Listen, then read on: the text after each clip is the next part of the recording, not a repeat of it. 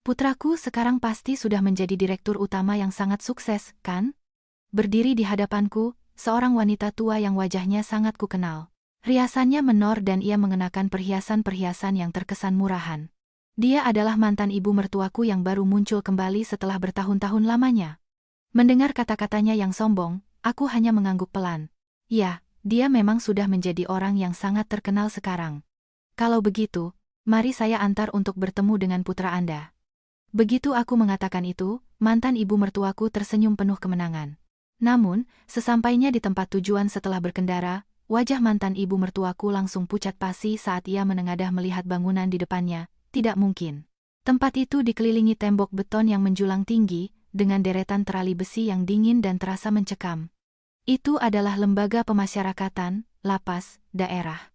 Putra kesayangannya, yang selalu ia bangga-banggakan, anak tercinta yang seharusnya sangat sukses itu, kini berada di balik kaca akrilik yang tebal. Kenapa? Kenapa bisa begini? Saat anak itu panik dan menangis histeris, aku hanya menatap punggungnya dengan tatapan dingin. Kebahagiaan yang dibangun di atas penderitaan orang lain, suatu saat pasti akan hancur berantakan. Ini adalah catatan panjang perjuanganku, sejak aku keluar dari hari-hari yang terasa seperti neraka, hingga akhirnya aku berhasil meraih kebahagiaan yang sesungguhnya. Namaku Maya Susanti. Usiaku saat ini 37 tahun, dan aku mengelola sebuah restoran. Aku menikah dengan mantan suamiku, Tio Saputra, saat usiaku menginjak akhir 20-an. Tio usianya 3 tahun lebih tua dariku, seorang pria yang tampak hangat dan tulus. Aku akan menjagamu seumur hidup. Aku pasti akan membahagiakanmu. Lamaran itu ia ucapkan di tepi pantai Jimbaran saat matahari terbenam. Kata-kata itu terdengar sangat meyakinkan. Aku percaya tanpa keraguan sedikit pun bahwa aku bisa membangun keluarga yang hangat bersamanya. Namun, realitas kehidupan pernikahan kami sangat jauh berbeda dari apa yang kuimpikan. Penyebab utamanya adalah Ibu Tio, alias ibu mertuaku, Burina. Ia adalah wanita dengan gengsi yang luar biasa tinggi sejak dulu. Dan yang paling parah, ia adalah orang yang suka merendahkan dan mendiskriminasi orang lain sampai ke tulang-tulangnya. Sasaran diskriminasinya adalah aku dan kakak iparku, Siska. Siska adalah istri dari kakak laki-laki Tio. Dia adalah wanita yang sangat mencolok dan penuh perhitungan. Ia selalu membanggakan latar belakang keluarganya yang kaya raya, dan selalu membalut tubuhnya dengan barang-barang bermerek dari ujung kepala sampai ujung kaki. Setiap kali ia datang ke rumah keluarga Saputra dengan aroma parfumnya yang menyengat, ia selalu membawa buah tangan yang mewah. Ibu pernah bilang ingin ini, kan? Saya sengaja membelinya di mal kelas atas di Jakarta, loh. Isinya bisa berupa parsel buah impor premium, selendang sutra bermerek, dan kadang-kadang ia bahkan memberikan amplop tebal berisi uang tunai. Wah, Siska, kamu selalu repot-repot, ibu jadi tidak enak. Setiap kali Siska memberikan hadiah, ibu mertuaku akan tersenyum lebar dan berbicara dengan nada suara yang melengking girang, benar-benar menantu yang luar biasa. Istri dari putra sulung kebanggaan keluarga kita. Ibu sungguh beruntung. Suka menghamburkan uang dan pandai mengambil hati, Siska adalah menantu idaman di keluarga Saputra. Tidak ada seorang pun yang berani merusak suasana hatinya. Sebaliknya, sebagai istri dari putra kedua, aku menerima perlakuan yang sangat bertolak belakang, ibarat langit dan bumi. Aku tumbuh di keluarga yang sangat biasa dan sederhana. Setelah menikah pun, kami berdua sama-sama bekerja keras setiap hari. Tidak ada celah sama sekali untuk hidup bermewah-mewahan. Saat berkunjung ke rumah keluarga Saputra, buah tangan yang kubawa hanyalah sekotak kue basah atau jajanan pasar dari toko dekat rumah, sesuatu yang sederhana dan sesuai dengan kemampuanku. Sebagai gantinya, aku berusaha keras membantu secara fisik, menyapu, memasak, hingga mencabuti rumput di halaman. Aku percaya, jika aku menunjukkan ketulusanku, suatu saat nanti mereka akan mengerti. Namun, ibu mertuaku sangat tidak puas dengan hal itu. Lagi-lagi kamu bawa barang murahan yang kelihatan miskin begini? Saat melihat kue basah musiman yang kubeli, ibu mertuaku tertawa meremehkan dengan tatapan seolah melihat sampah. Siska baru saja bawa buah impor mahal. Kuemu itu kasih saja ke anjing di belakang rumah. Kue yang kupilih dengan susah payah sambil memikirkan selera ibu mertua itu selalu dibiarkan terbengkalai tanpa pernah dibuka bungkusnya. Bukan hanya itu, di rumah keluarga Saputra, aku diperlakukan layaknya pembantu tak bergaji. Saat ada kumpul keluarga seperti lebaran atau arisan, aku harus berdiri di dapur dari pagi buta sampai larut malam. Dengan celemek terpasang, aku memasak makanan untuk puluhan orang. Maya, cepat tambah tehnya. piringnya kurang ini, jangan melamun saja. Ibu mertuaku terus menyuruh-nyuruhku dengan dagunya dari sofa di ruang tamu.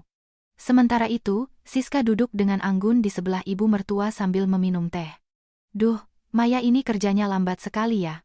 Kalau aku pasti bisa lebih cepat, Siska ikut merendahkanku sambil tertawa. Dia tidak menunjukkan niat sedikit pun untuk membantu. Saat aku kelelahan dan mencoba mengambil napas sejenak, ibu mertuaku langsung melontarkan kata-kata dingin. Benar-benar tidak peka. Menantu yang lamban.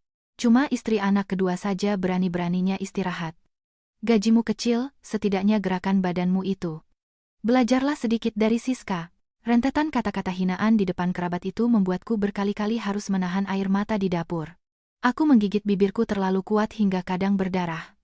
Namun, karena tidak ingin membuat keributan di dalam keluarga, aku hanya menundukkan kepala berkali-kali sambil berkata, "Maafkan saya, akan segera saya kerjakan." Aku pernah mencoba meminta bantuan suamiku, Tio. "Mas," kata-kata ibu kadang membuatku sedikit terluka, bisikku pelan di atas ranjang pada suatu malam. Namun, dia hanya menghela napas dengan wajah malas. Ibu memang dari dulu cerewet dan keras sifatnya. Dia tidak bermaksud buruk kok. Kamu mengalah saja, Maya. Makanya, jangan suka membandingkan dirimu dengan istri Mas Kakak, itu yang bikin kamu salah. Mendengar kata-kata suamiku yang tidak bertanggung jawab itu, aku merasa sangat putus asa. Tidak ada satupun orang yang memihakku di rumah ini. Padahal aku hanya berusaha hidup sederhana dan jujur, kenapa aku harus menerima siksaan seperti ini? Hati dan tubuhku hancur lebur setiap harinya. Namun, di tengah hari-hari yang gelap seperti neraka itu, sebuah kehidupan kecil bersemayam di rahimku.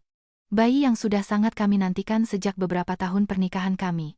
Saat melihat 2 garis positif di alat tes kehamilan, aku menangis terseduh-seduh di kamar mandi, meresapi kebahagiaan itu.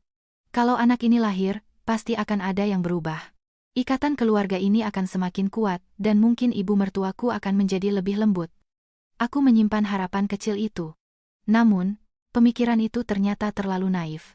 Kehamilanku ini justru menjadi awal dari tragedi mengerikan yang berada di luar batas imajinasiku. Di ruang periksa dokter kandungan yang remang-remang, layar USG menampilkan bayangan kecil kehidupan. Anda hamil. Selamat, ya. Mendengar kata-kata dokter parubaya bersahaja itu, aku spontan menutup wajahku dengan kedua tangan dan menangis terharu. Kelahiran anak yang sangat kunanti-nantikan. Rasanya semua penderitaanku selama ini terbayar lunas. Namun, ekspresi dokter itu tetap serius. Tapi kita tidak bisa hanya bersukacita. Bu Maya, kondisi tubuh Anda saat ini menunjukkan risiko keguguran yang sangat tinggi. Kata-kata itu membuatku menahan napas. Jantungku berdegup kencang memunculkan firasat buruk. Risiko ancaman keguguran sangat fatal. Masa-masa ke depan ini adalah masa kritis, Anda harus bed rest total. Dokter menekankan peringatan itu berkali-kali dengan nada tegas. Cuti dari semua pekerjaan rumah. Selain ke toilet dan makan, jangan bangun dari tempat tidur. Sadarilah bahwa kondisi Anda seberbahaya itu. Dengan suara bergetar aku menjawab, "Baik, dok." Aku menyentuh perutku dengan lembut. Aku akan melindungi nyawa kecil ini apapun yang terjadi. Tekadku dalam hati saat melangkah keluar dari rumah sakit. Malam harinya, saat Tio pulang kerja, aku memberitahukan kehamilanku. "Benarkah? Asik." "Syukurlah, Maya." Tio sangat gembira dan mencoba memelukku. "Tunggu, Mas," kata dokter. Aku menyampaikan peringatan keras dari dokter.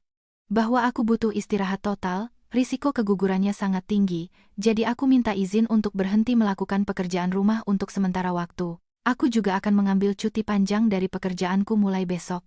Tio terlihat sedikit malas, tapi ia berkata, "Ya sudahlah, aku akan bantu sebisa mungkin. Aku harus segera lapor ibu." Ia langsung menelepon rumah orang tuanya. Dari seberang telepon, terdengar suara melengking ibu mertuaku. "Wah, akhirnya hamil juga. Lama sekali ya." Padahal Siska sudah punya 2 anak, tidak ada satupun kata ucapan selamat. Tio tertawa canggung sambil menjelaskan kondisi kesehatanku. "Iya, Bu. Maya sekarang harus bed rest total. Jadi untuk sementara waktu dia tidak bisa mampir ke rumah ibu." Tiba-tiba nada suara ibu mertua berubah kesal. "Hah, bed rest total? Berlebihan sekali. Baru hamil saja sudah minta diperlakukan seperti putri raja. Wanita zaman dulu itu ya, tetap mencangkul di sawah sampai bulannya tiba, tahu." Rentetan kata-kata kejam yang terdengar dari telepon itu terasa seperti air es yang disiramkan ke hatiku. Bergerak sedikit tidak akan apa-apa. Itu cuma alasan karena dia memang pemalas. Menantu yang benar-benar tidak berguna. Tio hanya mengangguk-angguk kecil mengiyakan dan sama sekali tidak berusaha menghentikan makian ibunya. Selama beberapa hari setelah itu, aku mematuhi instruksi dokter dan terus berbaring di tempat tidur. Makan pun hanya yang sederhana, dan aku fokus untuk istirahat total. Sesekali perutku terasa nyeri menusuk. Setiap kali itu terjadi, rasa cemas hampir menghancurkanku.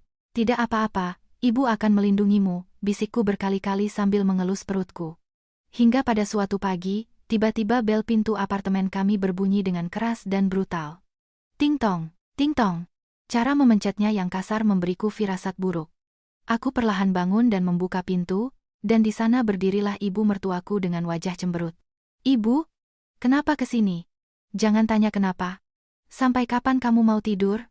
Ibu mertuaku berteriak dan memaksa masuk bahkan tanpa melepas alas kakinya. Sampai kapan kamu mau bermalas-malasan?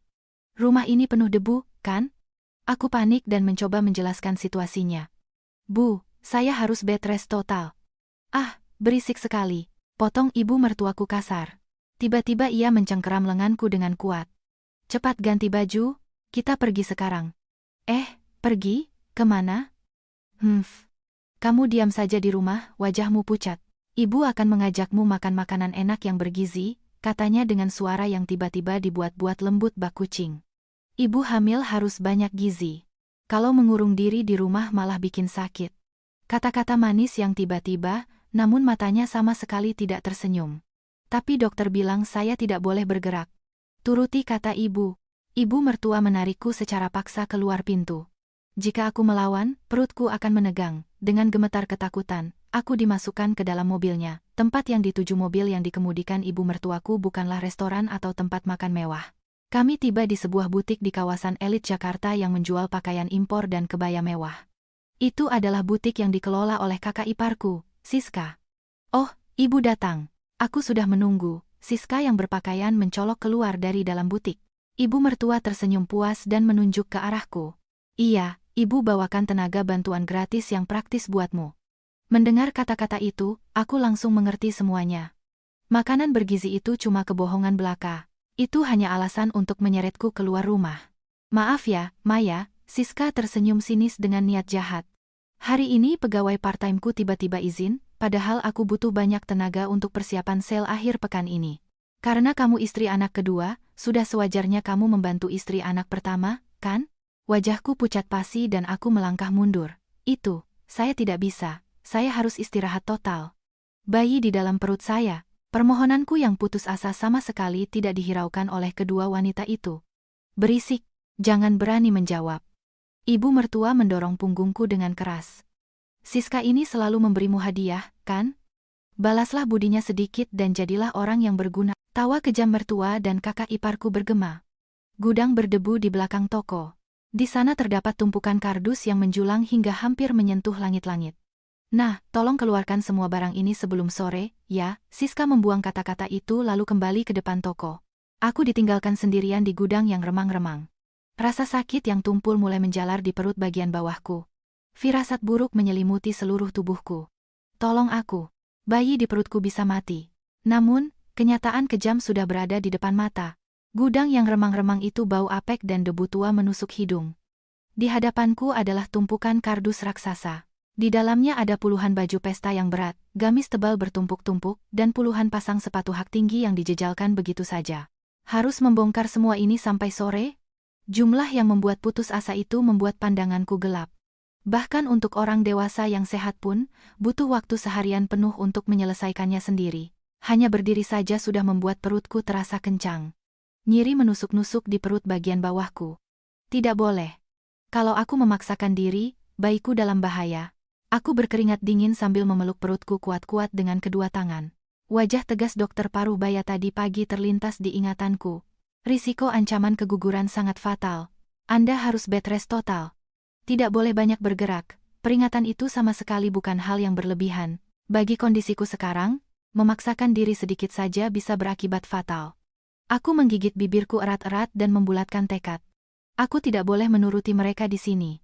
Seberapa banyak pun ibu mertua menyindirku, seberapa kejam pun kata-katanya menghinaku, yang bisa melindungi nyawa kecil dan berharga ini hanyalah aku, ibunya. Aku sama sekali tidak menyentuh satu pun kardus di depanku. Aku keluar dari gudang dengan tenang dan menuju ruang istirahat di bagian belakang butik. Dari balik pintu yang berat, terdengar suara tawa ceria. Di sana, ibu mertua dan Siska sedang menikmati waktu minum teh dengan anggun. Wah, Siska, macaron ini enak sekali ya. Benar, Bu. Barang-barang mahal pilihanku memang beda, ya. Jauh lebih baik daripada jajanan pasar murahan yang selalu dibeli istri anak kedua itu, bikin muak saja. Percakapan tak berperasaan kedua orang itu terdengar jelas dari balik pintu. Hatiku mendingin, tetapi di saat yang sama amarah yang kuat meledak di dalam diriku. Dengan tangan gemetar, aku memutar kenop dan membuka pintu perlahan. Loh, kenapa? Sudah selesai bongkar barangnya? Ibu mertua menatapku dengan wajah tak senang, cangkir teh masih di tangannya. Belum. Saya tidak mengerjakan apa-apa. Aku mengumpulkan keberanian dan berbicara dengan suara tegas dan lantang. Saya akan pulang ke rumah sekarang juga. Seketika, udara di ruang istirahat itu membeku. Ekspresi santai di wajah ibu mertuaku menghilang. Barusan kamu bilang apa? Suaranya sangat rendah dan mengerikan, seperti merayap dari dasar bumi. Bayi di dalam perut saya lebih penting dari apapun. Dokter sudah sangat menegaskan agar saya istirahat total. Saya sama sekali tidak bisa melakukan pekerjaan berat seperti ini sekarang. Aku tidak mundur selangkah pun dan membalas tatapan tajam ibu mertuaku. Siska yang sedang memakan macaron di sebelahnya mendengus meremehkan. Ya ampun, Maya, kamu berlebihan sekali. Cuma memindahkan kardus, kan? Bukan menyuruhmu mengendarai alat berat. Aku saja waktu hamil tetap kerja normal di butik ini. Kamu terlalu manja. Mendengar kata-kata tak bertanggung jawab Siska, ibu mertuaku semakin beringas. Benar, kalau kamu banyak bergerak, melahirkan malah jadi lebih gampang. Kamu cuma pemalas yang tidak mau kerja tapi berani bicara sombong. Istri anak pertama saja kerja keras begini, kamu yang cuma istri anak kedua berani-beraninya. Ibu mertuaku berdiri dengan wajah merah padam karena marah dan melangkah mendekatiku. Kehamilan Mbak Siska yang sehat dengan ancaman keguguran saya itu sangat berbeda. Kondisi saya sekarang benar-benar bertaruh nyawa. Tolong mengertilah. Aku memohon dengan putus asa, air mata menggenang di pelupuk mataku. Namun, ibu mertuaku yang harga dirinya terluka sama sekali tidak mau mendengar. Menantu tak tahu diuntung beraninya melawan. Kamu pikir bisa terus membuatku menanggung malu? Cepat kembali ke gudang dan kerja sampai mati sana. Tangan ibu mertua terulur dengan kasar dan mencengkeram kuat lenganku. Kukunya yang panjang dan tajam menusuk menembus kain tipis bajuku ke dalam kulitku. Sakit. Tolong, lepaskan.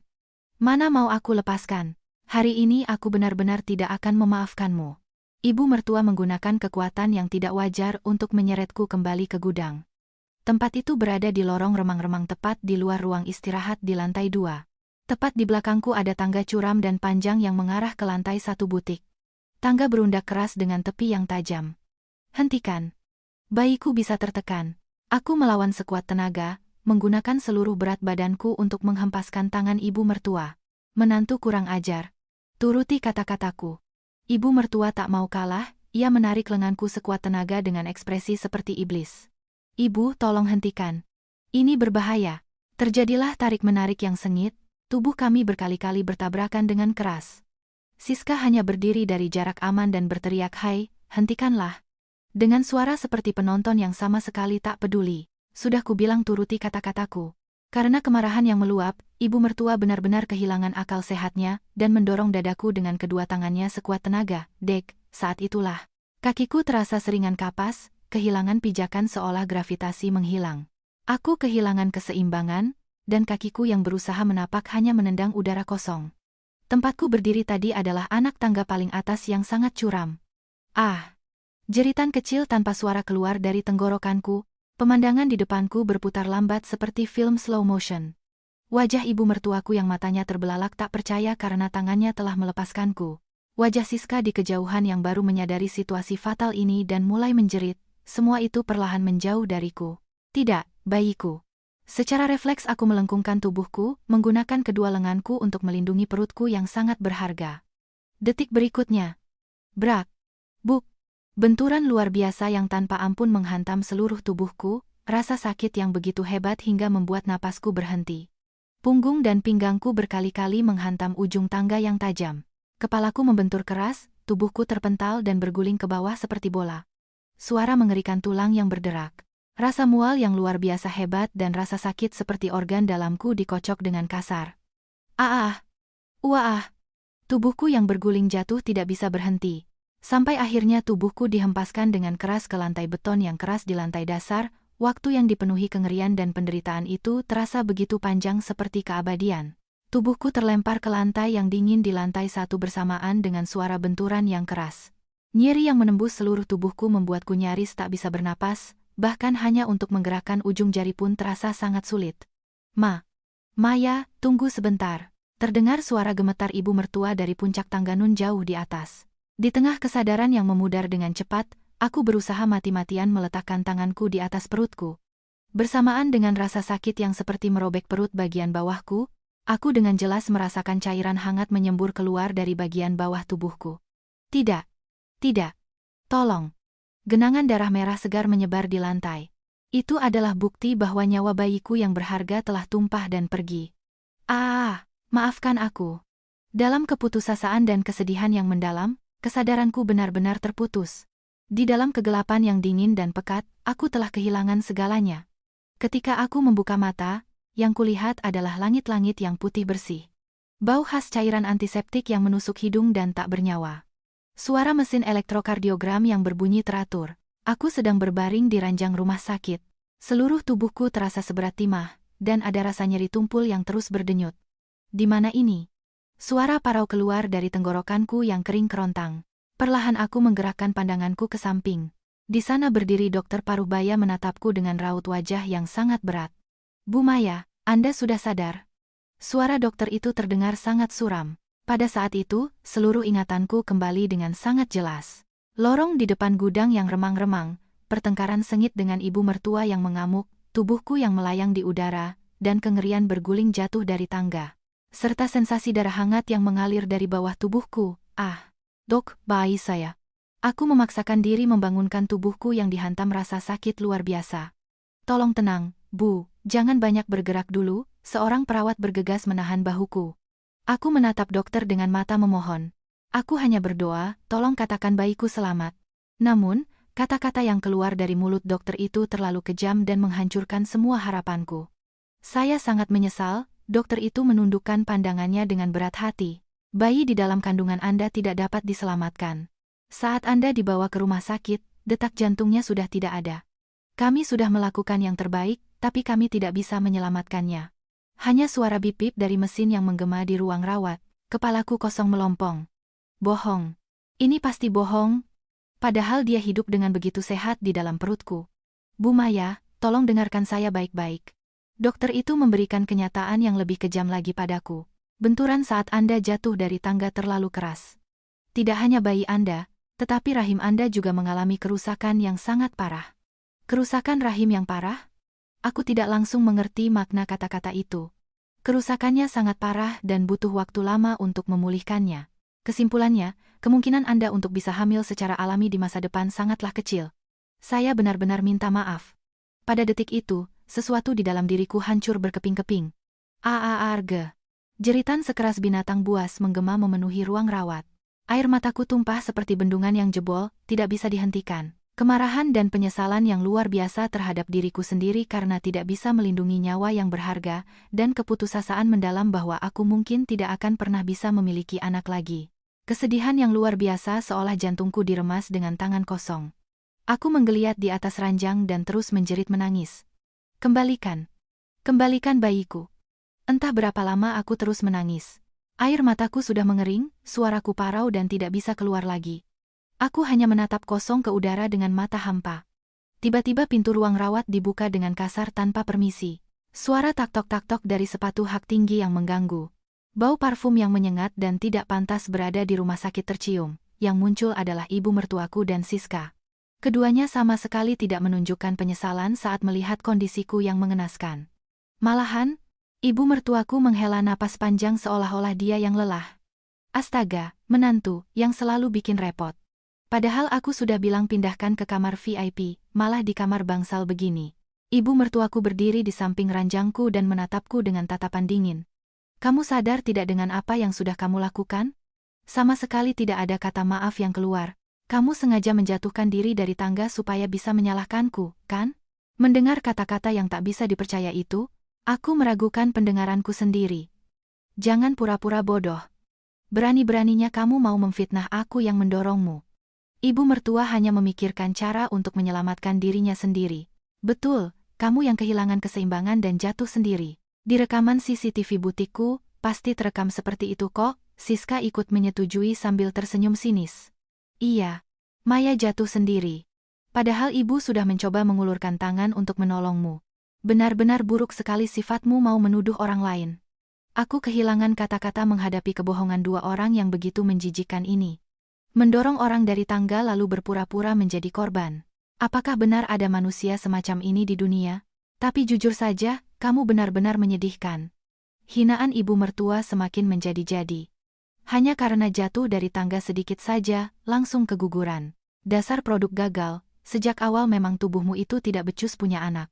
Mana mungkin tubuh lemah seperti itu bisa memberikan penerus untuk keluarga Saputra? Produk gagal. Kata-kata itu menusuk dadaku seperti pisau tajam. Apalagi katanya kamu tidak akan bisa hamil lagi ya. Ibu mertua memandangku seolah melihat sampah kotor.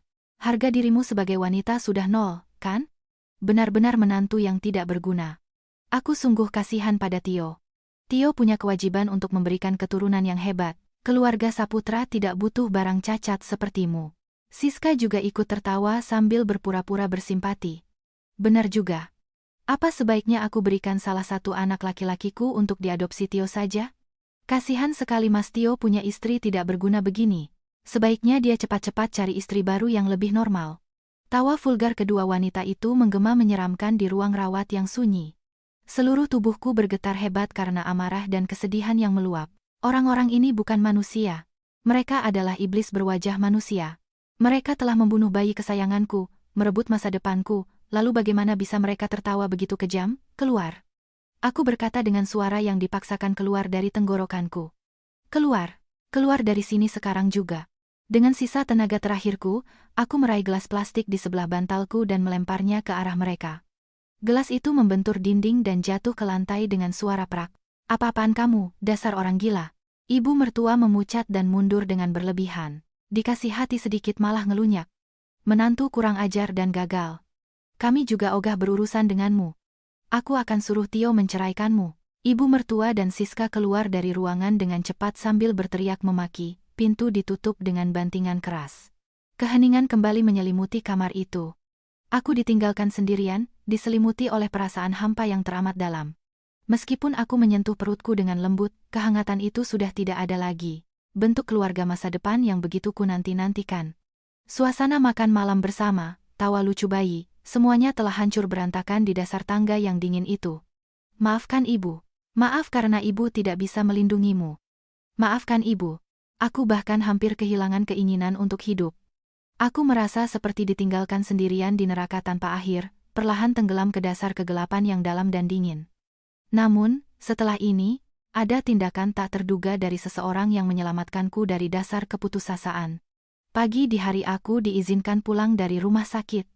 Awan tebal nan kelabu menutupi langit, cuaca terlihat mendung seolah hujan dingin akan segera turun. Tidak ada satu orang pun yang datang menjemputku. Suamiku, Tio, beralasan sangat sibuk dengan pekerjaannya dan tidak bisa mengambil cuti. Sendirian, aku membereskan sedikit barang bawaanku dan meninggalkan ruang rawat dengan langkah yang sangat berat. Di dasar perutku, rasa nyeri tumpul itu masih terasa jelas. Di lobi rumah sakit yang luas, ada pemandangan keluarga-keluarga yang tampak bahagia. Seorang ibu muda menggendong bayi yang baru lahir dengan penuh kasih. Di sebelahnya, sang ayah berdiri mendampingi dengan raut wajah penuh cinta. Lucu sekali ya, mirip sekali dengan kita. Percakapan hangat itu menembus telingaku tanpa ampun. Pemandangan yang menyilaukan itu bagai pisau tajam yang mengoyak dadaku. Aku menundukkan pandanganku seolah melarikan diri, dan bergegas masuk ke dalam taksi. Pemandangan di luar jendela yang berlalu terasa pudar seperti film hitam putih. Ruangan apartemenku terasa sangat dingin. Ruang tengah yang remang-remang dan sepi karena tirai ditutup rapat. Ruang hangat yang hingga beberapa hari lalu masih dipenuhi dengan harapan dan kebahagiaan, kini sunyi senyap seperti kuburan yang tak tersentuh cahaya. Di sudut ruangan, ada sebuah kardus kecil yang tidak familiar. Saat kubuka, di dalamnya ada baju bayi berwarna biru muda dan kaus kaki kecil. Ini pasti paket belanja online yang tiba setelah aku dibawa ke rumah sakit. Kain lembut berukuran kecil yang sangat pas di telapak tanganku. Saat melihatnya, Emosi yang selama ini kutekan di lubuk hatiku akhirnya meledak. Maafkan ibu. Ibu benar-benar minta maaf. Aku menekan baju bayi itu ke wajahku, lalu ambruk di lantai dan menangis sejadi-jadinya. Aku terus-menerus meminta maaf sampai suaraku habis. Seandainya aku melawan lebih keras. Seandainya aku mengabaikan kata-kata ibu mertua dan langsung pulang. Seberapa banyak pun aku menyesal, seberapa banyak pun aku menangis, jarum jam yang kejam tidak akan pernah bisa diputar kembali. Meski tubuhku mulai pulih di rumah sakit, hatiku sudah mati sepenuhnya. Larut malam, terdengar suara langkah kaki diiringi pintu depan yang terbuka. Suamiku, Tio, pulang dari kerja dengan wajah sangat lelah. Melihat kondisiku yang hancur berantakan, tak ada satupun kata-kata peduli darinya. Tubuhmu sudah baik kan? Ia hanya bergumam pelan tanpa menatap mataku. Aku menjawab dengan suara murung, sudah lumayan. Suasana berat dan menyesakkan membentang di antara kami berdua. Tio duduk bersandar di sofa dan menghela napas panjang dan berat. Lalu ia mengeluarkan ponsel dari saku jasnya. Hari ini ibu meneleponku berkali-kali, kata Tio. Bahuku tersentak kaget mendengarnya. Ibu sangat marah di telepon. Katanya kamu mengamuk di butik Siska lalu jatuh sendiri dari tangga. Ternyata benar, ibu mertua menjejali Tio dengan kebohongan yang menguntungkan dirinya. Ia membuatku menjadi pihak yang jahat agar dirinya lepas dari tanggung jawab. Kenapa kamu melakukan hal bodoh seperti itu? Kamu mau menyusahkan ibu dan Siska ya? Kata-kata Tio yang dingin dan memojokkan memukulku tanpa ampun.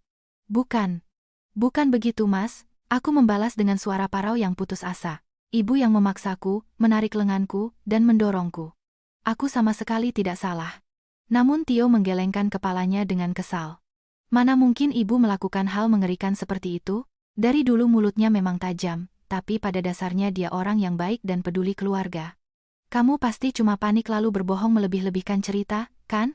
Kata-kata suamiku itu bagaikan vonis mati bagiku. Pria ini bukan sekutuku. Dia sama sekali tidak meragukan kebohongan kejam ibunya sedikitpun. Dia benar-benar berpikir aku sendirilah yang membunuh anakku. Aku merasa dijatuhkan ke dalam kegelapan yang lebih dalam dari jurang keputusasaan. Lebih dari itu, Tio mengalihkan pandangannya dari wajahku. Apa benar tubuhmu sekarang sudah tidak bisa punya anak lagi? Pertanyaan itu membuat jantungku seolah berhenti berdetak. Ibu mertuaku bahkan telah membeberkan masalah sepribadi itu padanya. Dokter memang bilang begitu? Jawabku lemas. Tio mendecakkan lidahnya dengan keras. Bapak juga sangat kecewa waktu ku telepon. Harapan untuk punya penerus keluarga Saputra sudah hancur. Padahal kakak pertamaku cuma punya 2 anak perempuan. Kamu benar-benar membuatku kecewa. Aku terkepung dari segala arah. Tidak ada kata yang lebih tepat untuk menggambarkan kondisiku saat ini. Suami yang seharusnya paling kuandalkan sama sekali tidak mempercayaiku. Ibu mertua dan kakak ipar terus merangkai kebohongan menjijikkan untuk menjatuhkanku. Aku diperlakukan sebagai barang cacat yang tidak akan pernah bisa menggendong anak lagi. Sudah tidak ada lagi tempat untukku di rumah ini. Tidak ada satupun orang di dunia yang luas ini yang mau membelaku. Tubuh dan hatiku sudah jauh melampaui batas kewarasannya. Ibu bilang dia sudah putus hubungan denganmu, suara Tio terasa seperti terdengar dari dunia yang jauh. Dia bilang menantu gila sepertimu tidak pantas ada di keluarga Saputra. Dia menyuruhku segera menceraikanmu dan mencari wanita normal untuk dinikahi. Cerai. Saat kata itu terucap, benang yang selama ini menegang di hatiku akhirnya putus. Aku sudah tidak peduli lagi. Aku ingin mengakhiri segalanya. Baiklah, ucapku dengan suara dingin tanpa emosi, yang membuatku sendiri terkejut. Mari kita ikuti keinginan ibumu. Besok aku akan ke pengadilan agama untuk mengambil surat cerai, dan kamu bisa memulai hidup barumu. Tidak ada sedikit pun niat untuk melawan yang tersisa di diriku. Kehilangan anak tercinta, direnggut paksa masa depanku sebagai wanita, dan bahkan dibuang begitu saja oleh satu-satunya suami yang kupercayai. Adakah neraka yang lebih buruk dari ini? Aku menatap kosong serat kayu di lantai. Aku ingin segera keluar dari rumah ini dan menghilang dengan tenang sendirian. Namun saat aku hendak berdiri, Tio tiba-tiba meraih lenganku yang kurus dengan cengkeraman kuat. Tunggu, siapa yang bilang mau cerai? Suaranya bergetar rendah dari dasar perutnya. Aku terkejut dan menatap wajah Tio lekat-lekat. Di matanya, terdapat emosi yang belum pernah kulihat sebelumnya, api kemarahan yang mendidih dengan hebat dan gelap. Dan sepertinya kemarahan itu tidak diarahkan kepadaku. Aku belum menerima ini semua. Tio menggertakkan giginya dengan suara keras. Aku tidak begitu saja percaya pada perkataan ibu. Dan aku sama sekali tidak berpikir kamu berbohong. Kata-katanya yang tiba-tiba membuatku sangat kebingungan. Padahal baru saja dia menyalahkanku dengan sangat dingin. Besok aku akan bolos kerja dan pergi ke rumah orang tuaku. Aku akan memastikan kebenarannya dengan mataku sendiri. Suara Tio yang dipenuhi tekad kuat itu, bagaikan seberkas cahaya tipis bagi diriku yang berada di dasar keputusasaan. Dari sinilah, kebangkitan suamiku yang sesungguhnya akhirnya dimulai. Mendengar kata-kata Tio yang sulit dipercaya, aku terdiam karena saking terkejutnya. Memastikan kebenarannya? Bagaimana caranya? Tanyaku dengan suara gemetar. Dua orang itu sudah menyamakan cerita mereka. Kamera CCTV butik juga pasti ada blind spotnya. Tidak ada bukti objektif sama sekali dimanapun, ucapku setengah menyerah. Namun, saat itulah aku menyadari sesuatu. Keberadaan sebuah rahasia yang selama ini ku sembunyikan. Tunggu, Mas. Aku menghentikan langkahnya yang hendak berdiri. Dengan tangan gemetar, aku meletakkan ponselku di atas meja. Sebelum kamu pergi ke sana, aku ingin kamu mendengarkan ini. Apa ini? Di depan Tio yang memasang wajah curiga, aku memutar sebuah file audio. Sebenarnya, aku memiliki rahasia yang tidak pernah kuceritakan kepada siapapun. Penindasan dan makian yang terus meningkat setiap hari di keluarga Saputra. Untuk melindungi diriku sendiri, aku diam-diam mulai merekam percakapan kami. Setiap kali aku berduaan dengan ibu mertua, aku selalu menyalakan aplikasi perekam suara di ponselku secara diam-diam dan menaruhnya di saku. Hari itu, ketika aku diseret paksa dari rumah, rekamanku tetap berjalan diam-diam di dalam saku. Di ruang tamu yang gelap dan sunyi, rekaman suara itu bergema dengan sangat jelas. Sampai kapan kamu mau bermalas-malasan? Suara melengking histeris ibu mertuaku tiba-tiba memecah keheningan. Bahu Tio tersentak kaget. Saya harus istirahat total. Bayi di dalam perut saya. Suaraku yang seperti mau menangis mencoba melawan dengan putus asa. Menantu tak tahu diuntung beraninya melawan. Cepat kembali ke gudang dan kerja sampai mati sana. Teriakan mengerikan ibu mertua yang diliputi amarah. Hentikan. Bayiku bisa tertekan. Sudah kubilang turuti kata-kataku. Lalu terdengar suara benturan keras. Suara pakaian yang saling bergesekan hebat tanda ada perebutan fisik. Ah, jeritan pendekku. Diikuti suara mengerikan seseorang yang berguling jatuh dari tangga. Suara krek yang menyeramkan seolah tulang-tulang remuk. Terakhir, terdengar suara tangisku yang tertahan. Ah, maafkan aku. Namun rekaman itu tidak berhenti sampai di situ. Gumaman dingin ibu mertua yang menatapku saat aku terkapar, terekam dengan sangat jelas. Cih, dasar menantu yang lamban. Dia jatuh sendiri. Siska, ini bahaya tidak ya? Tidak apa-apa Bu. Kita bilang saja dia yang salah langkah lalu jatuh sendiri. Toh tidak ada yang melihat, jadi tidak mungkin ketahuan. Rekaman audio itu terputus. Ruangan itu diselimuti kesunyian yang mencekam. Tio menatap layar ponsel seolah melihat sesuatu yang mustahil. Kedua tangannya gemetar, wajahnya pucat pasi, bibirnya membiru. Terdengar suara giginya yang bergemeretak keras. Inikah wujud asli ibu? Suara seperti memuntahkan darah keluar dari mulut Tio. Betapa bodohnya aku. Ia menutupi wajah dengan kedua tangannya dan menunduk dalam di sofa. Selama ini kamu sangat menderita, tapi aku malah percaya pada kebohongan ibu dan mendorongmu sendirian ke dalam neraka. Maaf. Aku benar-benar minta maaf. Tio berlutut di lantai menghadapku. Lalu ia menundukkan kepalanya dalam-dalam. Air mata besar mengalir dari matanya. Aku hanya diam menatapnya. Mungkin penyesalan ini sudah terlalu terlambat, nyawa yang hilang tak akan pernah kembali. Namun, fakta bahwa akhirnya kebenaran ini dipercayai, membuat hatiku sedikit terselamatkan. Aku tidak akan memaafkan mereka. Tidak akan pernah. Tio berdiri dengan kasar. Di matanya menyala api kemarahan yang luar biasa. Aku akan pergi ke rumah mereka sekarang juga. Aku akan membereskan semuanya dengan mereka. Ia menyambar jaketnya dan melesat keluar rumah seperti badai. Sementara itu, di ruang tamu keluarga Saputra yang luas, ibu mertua dan Siska sedang menikmati teh mahal dengan anggun.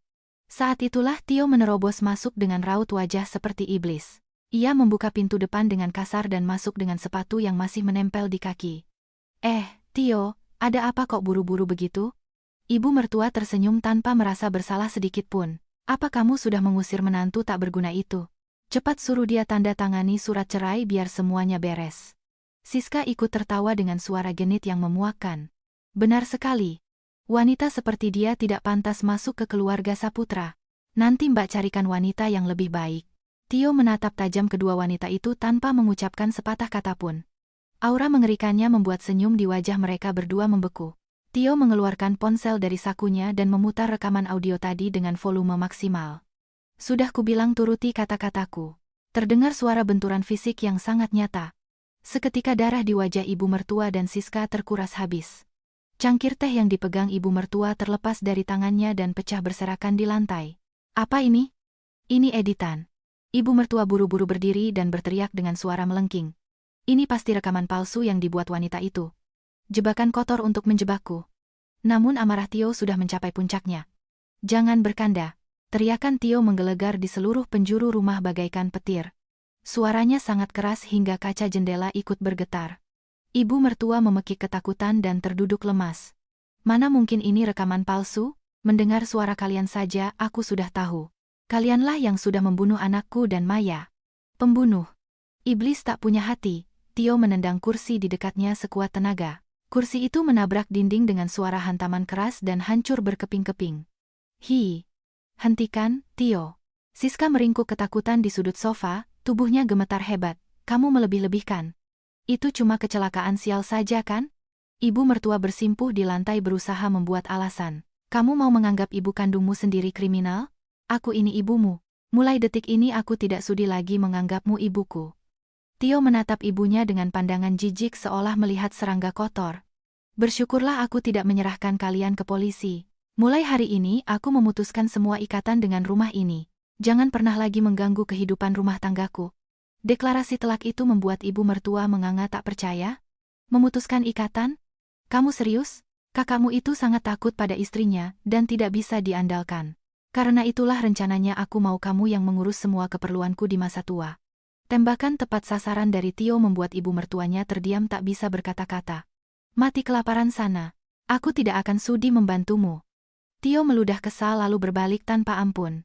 Tunggu, Tio, tunggu. Terdengar suara jeritan ibu mertua yang merana dari belakangnya. Namun Tio tidak menoleh sedikit pun. Dengan kebangkitan Tio dan pemutusan hubungan ini, kami berhasil benar-benar memutus ikatan dengan keluarga mertua yang seperti neraka itu. Namun, ini tidak berarti semua masalah selesai. Untuk meraih kebahagiaan sejati di mana kami bisa tertawa dari lubuk hati, masih ada jalan panjang dan ujian berat yang menanti. Keputusan kami untuk memulai kembali dari nol adalah tantangan yang disertai dengan kesulitan yang tak terbayangkan. Beberapa bulan telah berlalu sejak kami benar-benar memutuskan hubungan dengan keluarga Saputra. Kami pindah ke sebuah kota yang jauh dan tidak kami kenal. Sebuah tempat baru yang sepi di mana tidak ada yang mengetahui masa lalu kami. Kami menyewa sebuah apartemen kumuh yang kecil dan murah. Meski begitu, entah kenapa hatiku terasa tenang. Tidak ada lagi rasa takut terhadap pelecehan ibu mertua. Hari-hari yang menyiksa seperti di neraka itu sudah benar-benar berakhir. Tio, suamiku, bekerja keras dengan rajin dan selalu mendukungku dengan penuh kasih sayang. Namun, masih ada satu masalah besar yang tersisa. Nyawa bayi berharga kami yang tak tergantikan telah hilang hari itu, serta vonis kejam dari dokter bahwa kehamilan alami hampir mustahil bagiku. Luka yang dalam pada jiwa dan raga tidak bisa sembuh begitu saja. Aku ingin merengkuh kehangatan itu sekali lagi dengan tanganku. Keinginan kuat itulah yang membuatku kembali bangkit. Kami mulai mendatangi sebuah klinik spesialis fertilisasi ternama. Ini akan menjadi perjalanan yang sangat ketat dan terjal, kata dokter paruh baya itu dengan tenang namun tegas. Kehamilan alami hampir tidak mungkin. Jadi kita akan melakukan program bayi tabung, IVF. Tapi tingkat keberhasilannya tidak terlalu tinggi. Terlebih lagi, ini akan memakan biaya yang sangat besar dan waktu kunjungan yang panjang. Beban mentalnya juga akan sangat berat. Apakah kalian berdua siap untuk menjalani perawatan ini? Aku menatap Tio yang duduk di sebelahku. Ia menggenggam tanganku erat dan mengangguk pelan namun mantap. Lakukanlah, Maya. Aku akan mendukungmu dengan segenap kemampuanku. Didorong oleh kata-kata hangatnya, perawatan yang berat itu pun dimulai. Namun, realitas perawatan bayi tabung jauh lebih kejam daripada yang kubayangkan. Suntikan hormon yang sangat menyakitkan harus dilakukan setiap hari pada waktu yang sama. Efek samping berat seperti mual yang parah dan sakit kepala yang seakan membelah isi kepala. Rasa sakit seperti organ dalam dikorek setiap kali prosedur pengambilan sel telur dilakukan. Ruang tunggu klinik selalu dipenuhi oleh wanita-wanita dengan keluhan yang sama. Menunggu berjam-jam hanya untuk pemeriksaan yang berlangsung beberapa menit. Hanya dengan melihat iklan popok bayi yang ceria di televisi ruang tunggu saja sudah membuat dadaku sesak. Sayang sekali, embrio kali ini gagal menempel. Setiap kali mendengar vonis tak berbelas kasih dari dokter di ruang periksa, harapan kecil kami hancur berantakan dan air mata tumpah. Gagal lagi. Ini semua pasti karena tubuhku. Maafkan aku, Mas. Aku sungguh minta maaf. Berkali-kali aku menyalahkan diriku sendiri dengan keras dan menangis terseduh di atas tempat tidur. Pada awalnya, Tio selalu diam sambil mengusap punggungku dengan lembut. Jangan dipikirkan. Masih ada kesempatan lagi. Kita tidak usah terburu-buru. Dia selalu berkata begitu untuk menghiburku.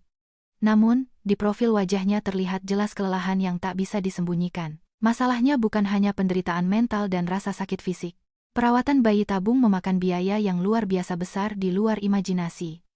Dalam satu siklus perawatan, puluhan hingga ratusan juta rupiah habis dalam sekejap mata. Tabungan kami yang tak seberapa itu ludes sepenuhnya dalam beberapa bulan. Bagaimana kita harus mencari uang untuk biaya perawatan bulan ini dan biaya hidup kita? Makanan di meja makan kami selalu hanya terdiri dari tempe, tahu, atau sayur yang murah. Kami menjalani kehidupan yang sangat sulit, memangkas biaya hidup sampai batas ekstrem. Di sela-sela perawatan, aku bekerja paruh waktu di sebuah minimarket dekat rumah. Pekerjaan berat yang mengharuskanku berdiri berjam-jam sebagai kasir. Bahkan pada hari-hari di mana aku merasa mual karena efek samping obat, aku tetap memaksakan diri bekerja. Minimarket itu selalu dikunjungi banyak keluarga yang tampak bahagia. Senyum manis dan suara tawa anak kecil yang meminta dibelikan camilan. Setiap kali melihatnya, aku harus berusaha mati-matian menahan air mataku agar tidak jatuh. Namun, upah kerjaku sebagai kasir sama sekali tidak seberapa. Tidak akan pernah bisa menutupi biaya perawatan medis yang sangat mahal. Apakah kami harus meminjam uang ke pinjaman online atau bank untuk melanjutkan perawatan ini? Kami berada di tengah terowongan keputusasaan yang panjang dan gelap gulita. Tidak ada yang tahu kapan ujung cahaya itu akan terlihat. Siklus harapan kecil dan keputusasaan mendalam yang terus berulang tanpa akhir, tubuh, pikiran, dan uang kami semakin terkuras hingga batas kemampuannya. Percakapan antara aku dan suamiku yang dulu sangat hangat pun mulai berkurang. Bulan ini gagal lagi, ya? Helaan napas berat sering terdengar dari mulut Tio. Setelah pulang kerja pun, dia sering diam dengan ekspresi kesal. Sampai kapan kita mau meneruskan hidup tanpa jalan keluar begini? Pertanyaannya yang bercampur dengan rasa frustrasi menusuk hatiku yang paling dalam bagai duri beracun. Sebentar lagi, tolong biarkan aku mencoba sebentar lagi, aku memohon padanya sambil menangis terseduh-seduh. Aku tahu. Tapi secara realistis, uang kita tidak akan cukup. Tio membalas dengan dingin dan pergi ke kamar tidur sendirian. Dinding dingin yang tak kasat mata mulai terbentuk di antara kami berdua. Realitas tanpa ampun terus menyudutkan kami. Prosedur bayi tabung kelima yang penuh harapan pun berakhir gagal. Saldo di buku tabungan kami benar-benar nol, dan akhirnya kami tidak bisa lagi membayar biaya perawatan. Mungkin ini sudah batasnya. Apakah memang aku harus menyerah? Di dalam kamar yang remang-remang, aku bergumam putus asa sendirian. Apakah mimpi untuk memiliki anak dari pria yang kucintai tidak akan pernah terwujud? Apakah aku harus terus hidup sebagai barang cacat yang tidak akan pernah bisa melahirkan seumur hidup? Kata-kata kejam ibu mertuaku terngiang jelas di kepalaku. Harga dirimu sebagai wanita sudah nol, kan? Benar-benar menantu yang tidak berguna. Dadaku terasa sakit seperti mau meledak karena amarah dan kesedihan.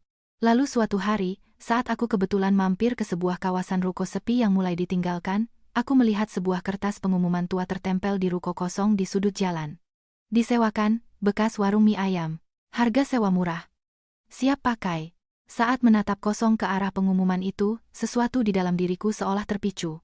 Kalau aku tidak bisa punya anak, aku harus mencari cara hidup yang baru. Di hatiku yang selama ini selalu menunduk dan menangis, secercah kekuatan untuk melangkah maju mulai tumbuh.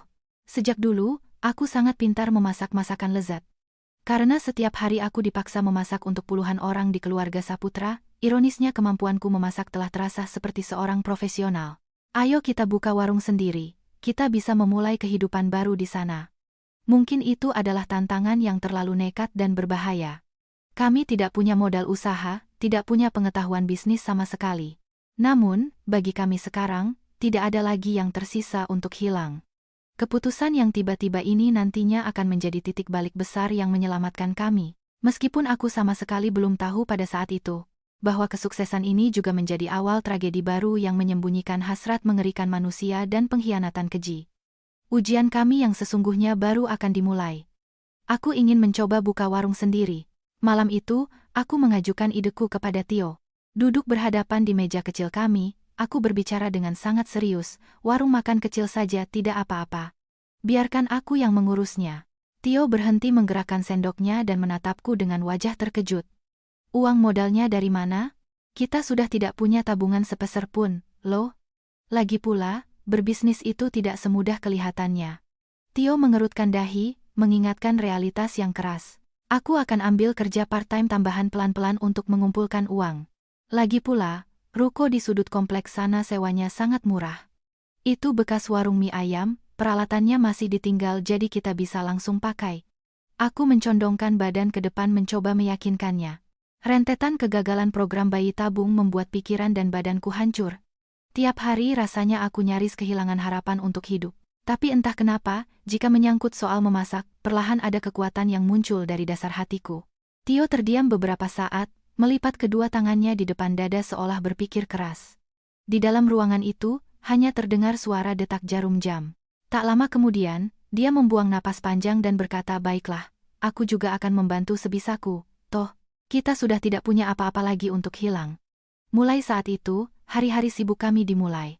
Kami benar-benar mempertaruhkan seluruh hidup kami. Di hari libur, kami berdua membersihkan ruko kosong itu dan merenovasinya sendiri. Kami membeli cat di toko bangunan dan mengecat ulang dindingnya. Kami menggosok lantai yang tadinya penuh minyak berkali-kali. Malam harinya, sampai larut aku terus menguji resep menu di dapur sempit kami. Rendang ini apa bumbunya harus lebih manis sedikit? Tidak, segini pas, sangat cocok dimakan pakai nasi hangat. Kami saling melempar pendapat dan menyempurnakan cita rasanya. Lalu beberapa bulan kemudian, warung kecil impian kami pun buka. Warung itu kuberi nama sederhana. Warung Makan Maya. Hanya ada 6 kursi di konter dan 2 meja kecil. Tempat sempit yang akan penuh hanya dengan 10 pelanggan. Meski begitu, bagi kami berdua tempat itu bagaikan istana kami sendiri. Makanan yang disajikan sama sekali bukan hidangan mewah, melainkan masakan rumahan biasa. Rendang daging yang empuk, ayam woku bumbu kuning yang gurih, perkedel kentang yang digoreng crispy dadakan, dan sayur lodeh yang hangat. Ironisnya, semua menu ini adalah masakan yang sama saat aku dibentak-bentak oleh ibu mertuaku setiap hari di keluarga Saputra untuk dimasak bagi puluhan orang, resep yang kuasah mati-matian. Namun realita tak semanis impian. Beberapa hari pertama sejak dibuka, tak ada satupun pelanggan yang datang. Ada hari-hari di mana aku buka dari pagi sampai sore, dan uang masuk cuma beberapa ribu rupiah. Apa memang terlalu nekat ya? Apa masakan kita tidak pantas dijual? Menatap sisa makanan yang tak terjual di warung yang sepi, aku cemas tak bisa tidur. Tapi setelah 1 minggu berlalu, mulai terlihat perubahan yang jelas. Pekerja proyek dekat warung, mahasiswa kos-kosan, dan kakek nenek tetangga sekitar mulai mampir sesekali. Rendang di sini rasanya mirip masakan mendiang ibu saya, enak sekali. Selama ini saya cuma makan nasi bungkus minimarket, makanan seperti ini yang kucari. Bumbunya pas, dimakan setiap hari juga tidak bikin bosan. Mulut ke mulut pelanggan pelan-pelan menyebar di sekitar area tersebut. Kemampuanku memasak dengan cepat dan bumbu-bumbuku yang terlatih keras di neraka keluarga Saputra, tiba-tiba menjadi senjata utamaku di sini. Tanpa kusadari, kini antrean pelanggan sampai keluar warung saat jam makan siang tiba. Selamat datang. Terima kasih sudah mampir. Setiap hari aku mandi keringat dan terus berdiri di dapur sambil tersenyum. Saking sibuknya, rasa sakit dan penderitaan dari program bayi tabung pun terlupakan. Reputasi warung Makan Maya melesat cepat bahkan sampai ke kota sebelah. Tak lama setelah itu, ada majalah kuliner lokal dan program TV yang meliput warung kami. Diperkenalkan sebagai warung masakan rumahan ajaib penghangat hati. Pelanggan sampai rela menyetir dari kota yang jauh hanya untuk mampir. Kapasitas warung yang sempit sudah tidak mungkin menampung jumlah pelanggan lagi. Maya, ayo kita buka cabang kedua yang lebih besar di pusat kota. Kalau momentumnya seperti ini, pasti akan sukses besar. Berkat dorongan kuat Tio, kami memutuskan untuk mengambil pertaruhan besar. Kami meminjam uang ke bank dan menyewa tempat yang luas di pusat bisnis. Keputusan ini membawa kesuksesan luar biasa melampaui bayangan kami. Kami mempekerjakan banyak pegawai tetap dan staf paruh waktu. Kami bahkan mengembangkan bisnis perorangan kami menjadi bentuk perseroan terbatas, PT. Tio berhenti dari pekerjaan kantoran lamanya dan fokus menjadi direktur utama, CEO, di perusahaan kami. Aku sendiri memegang posisi kepala koki yang mengatur menu dan para staf untuk semua cabang. Cabang-cabang baru pun terus dibuka, menjadi jaringan restoran besar di seluruh provinsi. Tak terasa omzet kami dengan mudah menembus angka puluhan miliar rupiah per tahun. Dari hidup serba kekurangan untuk makan esok hari, kami tiba-tiba mendapat kekayaan luar biasa. Kami pindah ke sebuah unit apartemen mewah di lantai tinggi kawasan elit Sudirman. Hebat ya, kita benar-benar berhasil sukses. Di ruang tamu luas yang menghadap gemerlap kota, Tio memutar-mutar gelas anggur mewahnya. Ini semua berkat masakan lezatmu, Maya. Terima kasih. Ia tersenyum lembut dan bersulang pelan ke arahku, walaupun tidak bisa punya anak, kami punya bisnis yang harus kami jaga bersama. Ada perusahaan mapan dan pegawai yang kami bangun berdua. Kehidupan baru yang luar biasa indah tanpa gangguan siapapun telah dimulai. Dari lubuk hatiku, aku percaya hal itu tanpa ada keraguan. Segala masa lalu yang pahit sudah terbayar lunas. Kukira akhirnya kami telah meraih kebahagiaan sejati. Malam hari rasanya begitu damai untuk tidur nyenyak. Namun, kesuksesan yang tiba-tiba seringkali membutakan hati manusia. Roda kehidupan mulai bergeser sedikit demi sedikit seiring dengan uang yang mengalir deras. Semuanya bermula dari perubahan kecil sehari-hari. Jam pulang kerja Tio mulai terasa lebih lambat. Hari ini aku ada meeting sama direktur perusahaan partner, jadi pulang telat. Hari ini ada undangan makan malam dari relasi bisnis. Setiap malam suamiku pulang dengan aroma alkohol kuat dan bau rokok. Saat hari libur, ia memakai setelan jas bermerek dan asyik main golf atau pergi ke klub mewah. Ia yang dulunya jujur dan benci membuang-buang uang, sekarang berubah jadi orang lain yang haus kehidupan mewah dan suka pamer. Mas, akhir-akhir ini acara malammu terlalu banyak, apa tidak capek? Sekali-sekali istirahat saja di rumah. Saat aku khawatir dan menegurnya, ia memicingkan matanya tidak senang. Ini urusan relasi bisnis CEO. Kamu wanita jangan ikut campur urusanku. Perilakunya yang dingin dan meremehkan itu terasa sangat mirip dengan mantan ibu mertuaku. Firasat gelap dan buruk hinggap di sudut hatiku. Tidak mungkin kebahagiaan yang kami bangun susah payah ini akan hancur berantakan. Saat itu aku sama sekali belum membayangkan hal buruk akan terjadi. Aku tidak menyadari derap langkah neraka berikutnya yang diam-diam menyelinap dari belakang. Hari-hari di mana suamiku pulang larut malam terus berlanjut. Bau parfum wanita yang manis dan menyengat menguar dari setelan jasnya. Itu adalah parfum yang tidak akan pernah kupakai seumur hidupku. Akhir-akhir ini pulangnya malam terus ya, kondisi tubuhmu tidak apa-apa? Tanyaku dengan pelan. Namun, Tio malah cemberut tak senang. Sudah kubilang berapa kali, ini urusan bisnis. Kamu enak cuma tidur santai saja di rumah. Kata-katanya yang dingin itu menusuk dadaku. Suamiku yang lembut yang dulu ikut menangis bersamaku dan membelaku, partner kerjaku yang ikut mengecat dinding warung kami, sosok itu kini tak berbekas. Kekuasaan sebagai direktur utama dan uang yang tak ada habisnya telah membuat otaknya rusak. Di kantor perusahaan, ada seorang pegawai baru wanita yang muda. Ia dipekerjakan sebagai sekretaris dengan gaya berpakaian yang sangat mencolok. Saat aku punya urusan ke kantor dan berpapasan dengannya, ia bahkan tak repot-repot untuk menyapa. Malahan, ia melayangkan senyum sinis yang meremehkan. Nyonya, ada perlu apa datang kemari? Bapak direktur saat ini sangat sibuk, jadi tolong pihak luar jangan berkeliaran di sini, ya. Sikapnya seolah-olah ia adalah ratu di perusahaan ini. Aku merasakan ketidaknyamanan dan rasa muak yang luar biasa. Malamnya, secara kebetulan aku menemukan akun Instagram dan TikTok wanita itu. Di sana, foto-foto yang sulit dipercaya berjejer rapi. Makan malam mewah di restoran fine dining terkenal. Tas dan jam tangan keluaran terbaru dari luar negeri. Serta pemandangan malam dari kamar tipe suite di sebuah hotel bintang 5. Hari ini diajak makan malam enak lagi sama dia. Orang kesayanganku yang selalu memperlakukanku spesial. Di sudut foto itu, terlihat bagian lengan jas seorang pria. Jas custom-made yang khusus dibuat untuk suamiku. Firasat gelap di hatiku langsung membengkak. Jangan-jangan Tio berselingkuh dengan pegawainya sendiri? Aku berusaha mati-matian menenangkan diri dan meyakinkan bahwa itu hanya kebetulan. Namun keadaan berubah dengan drastis. Suatu sore, ponselku berdering. Peneleponnya adalah Mbak Tari, seorang pegawai senior yang sudah bekerja dengan kami sejak cabang pertama dibuka. Dia adalah rekan berharga yang berkeringat bersamaku di dapur sempit kami dulu. Bu Maya, apakah ibu punya waktu sebentar? Suaranya bergetar hebat. Ada hal yang sangat penting yang harus saya sampaikan. Kami bertemu di sebuah kafe sepi dekat kantor. Dia tampak sangat waspada dengan sekitarnya lalu memelankan suaranya. Bu Maya, ini soal Bapak. Agak berat mengatakannya, tapi perkataan yang keluar dari mulutnya melampaui semua bayanganku. Bapak berselingkuh dengan sekretaris muda itu. Aku merasa seolah kepalaku dihantam palu dengan sangat keras. Hubungan mereka sudah jadi rahasia umum di kantor. Mereka sering mengunci pintu ruang direktur dan berduaan di dalam berjam-jam. Mbak Tari menundukkan wajahnya dengan perasaan bersalah. Tapi bukan itu saja yang paling parah, Bu. Dia mengeluarkan tumpukan kertas dari dalam tasnya. Itu adalah fotokopi buku besar laporan keuangan perusahaan kami. Bapak telah menggelapkan uang omzet restoran kita.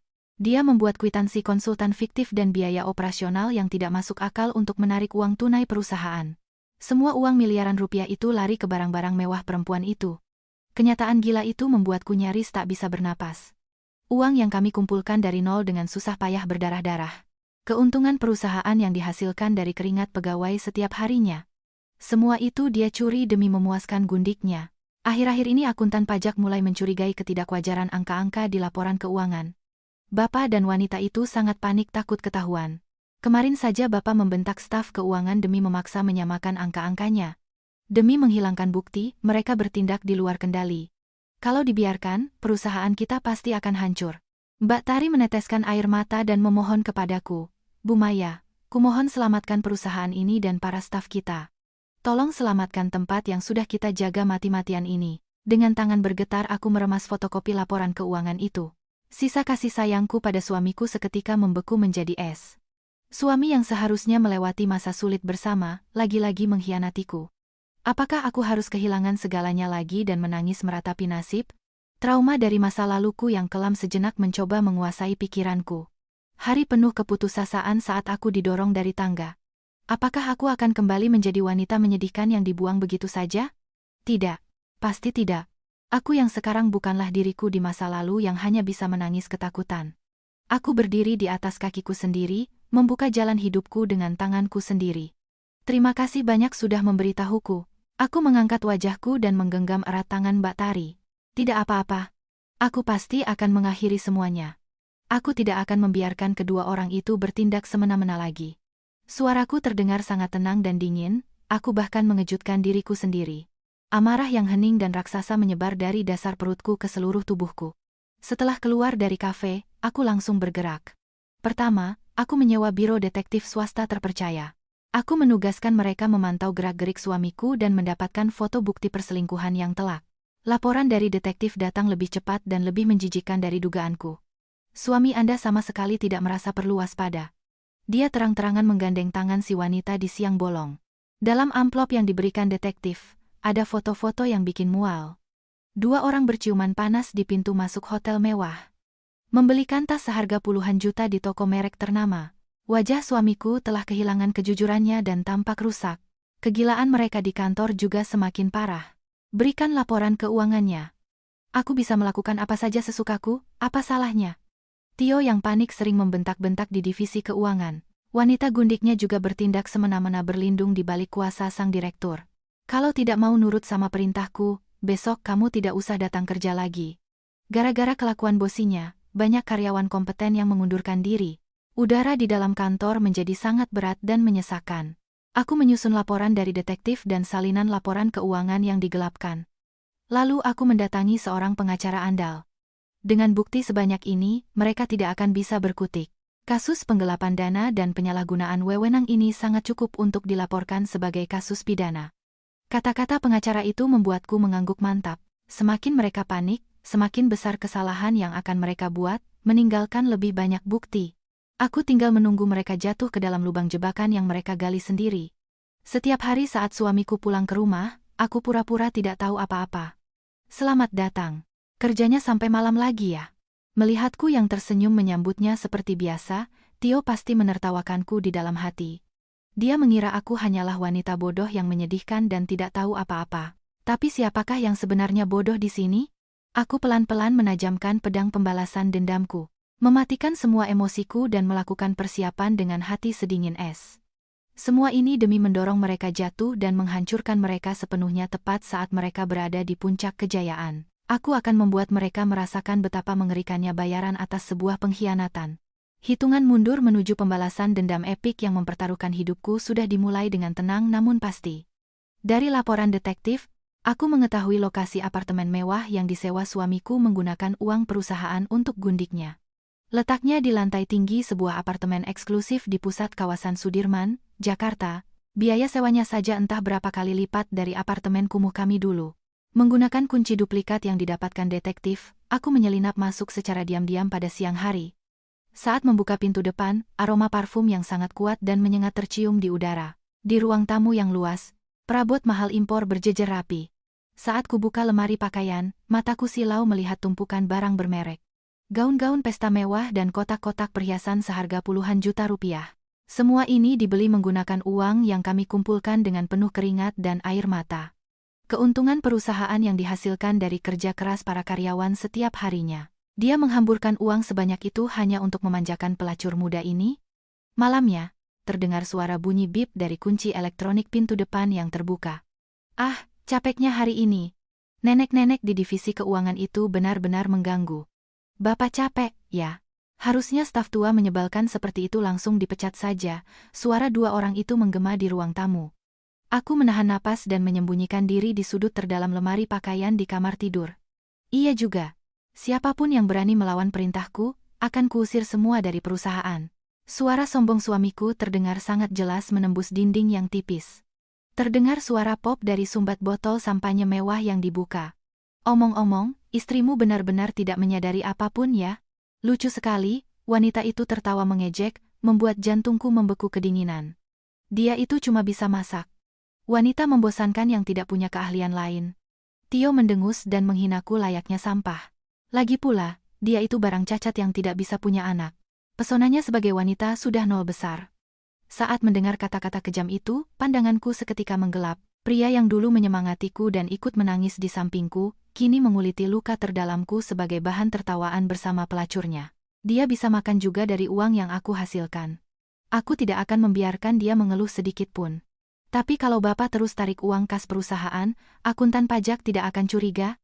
Santai saja. Laporan keuangan itu bisa kurekayasa sesukaku karena aku ini direktur utama. Lagian si Maya itu buta angka, sampai mati pun dia tidak akan pernah tahu. Percakapan busuk dan menjijikan dari dua orang itu aku rekam menggunakan fitur voice recorder di ponselku. Persis seperti saat aku merekam makian ibu mertuaku dulu. Namun, ada satu perbedaan besar antara diriku yang dulu dengan yang sekarang. Sekarang, aku tak meneteskan air mata kesedihan setetes pun. Hanya amarah sedingin es yang membara dalam kesunyian. Rasanya aku muak menyadari betapa buruknya penilaianku terhadap laki-laki ini. Keesokan harinya, aku mengumpulkan dewan komisaris dan para petinggi senior di ruang rapat perusahaan. Mereka semua adalah rekan-rekan terpercaya yang sudah berjuang sejak masa-masa warung kecil kami dulu. Ada sesuatu yang ingin saya tunjukkan kepada kalian semua. Aku memperlihatkan laporan hasil investigasi detektif, bukti kuat laporan keuangan yang direkayasa, dan memutar rekaman percakapan mereka berdua semalam. Ruang rapat itu langsung diselimuti amarah yang kental dan udara yang menegangkan. Tio. Berani-beraninya dia melakukan pengkhianatan sekeji ini, koki kepala senior memukul meja dengan keras, menahan amarah. Apa yang mereka curi bukan sekadar uang. Aku menatap semua petinggi di ruangan itu dan berbicara dengan tenang namun penuh kekuatan. Ini adalah pengkhianatan atas kepercayaan pelanggan, keringat seluruh karyawan, dan kehormatan perusahaan yang kita bangun dengan susah payah. Saya sama sekali tidak bisa memaafkan mereka. Kata-kataku menyalakan kilatan tekad yang kuat di mata para dewan komisaris. Ibu Maya benar, mari kita ambil kembali perusahaan kita. Pria yang memakai perusahaan ini untuk urusan pribadi dan mengkhianati Bu Maya tidak bisa dimaafkan. Semua jajaran direksi dengan suara bulat berpihak kepadaku. Bapak pengacara yang juga hadir di rapat itu mengangguk tegas. Dengan bukti sebanyak ini, kita bisa langsung memberhentikan direktur utama dari jabatannya. Selanjutnya, kita akan melayangkan gugatan pidana atas kasus penggelapan uang perusahaan dan penyalahgunaan wewenang tindak pidana korupsi swasta. Karena kerugiannya mencapai miliaran rupiah, hukuman penjara tidak bisa dihindari. Persiapan balas dendamku telah selesai dengan sempurna. Tinggal menyeret mereka ke tiang gantungan. Malam harinya, suami pulang terlambat seperti biasanya. Selamat datang. Malam lagi ya kerjanya. Aku menyambutnya dengan senyum hangat dan damai yang sama. Ah, ada jamuan penting tadi. Aku lelah, mau tidur duluan. Ia tidak menatap mataku sama sekali dan berjalan ke kamar tidur dengan malas. Menatap punggungnya, aku bergumam dingin dalam hati. Nikmatilah kursi empuk direktur utamamu selama beberapa hari ini selagi bisa. Silakan bermimpi indah malam ini. Mereka tidak sadar sedikit pun bahwa pijakan yang mereka injak sudah diambang kehancuran.